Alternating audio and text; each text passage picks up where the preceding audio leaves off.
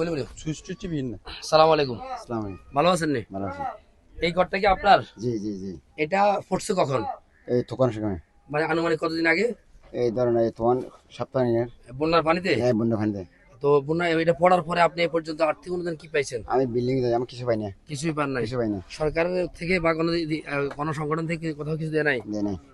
আচ্ছা, তো এখন আপনি থাকেন কোথায়? আর্থিকভাবে হেল্প করে না থাকেন কোথায়? আমি বিল্ডিং করে থাকি। বিল্ডিং করে জি থাকেন? আসলে আছি। আচ্ছা, শুকনো খাবার বা কেউ কোনো খাবার দিয়ে গেছে? বা আর্থিকভাবে ওই অল্প বিস্কুট দিয়ে গেছে। কেউ কি আর্থিকভাবে হেল্প করে না আপনাদেরকে? না না। আর্থিকভাবে হেল্প করে না। বন্ধুরা, আপনারা শুনছেন যে এই ব্যক্তিটি যে ঘরটা বন্যা ভেঙে পড়ে গেছে, মানে মাটির ঘর, উনি এই পর্যন্ত তেমন কোনো আর্থিক কোনো অনুদানই পায় নাই। তো যারা যারা বলতেছেন যে বাঁশখালীতে অনেক ত্রাণ চলে আসছে, অনেক ফ্যামিলিতে অনেক কিছু হয়ে গেছে, তাদের উদ্দেশ্যে একটি কথা, আমরা যদি সরাসরি না আসতাম বুঝতে পারতাম না যে আসলে এখানকার মানুষের পরিস্থিতি কি।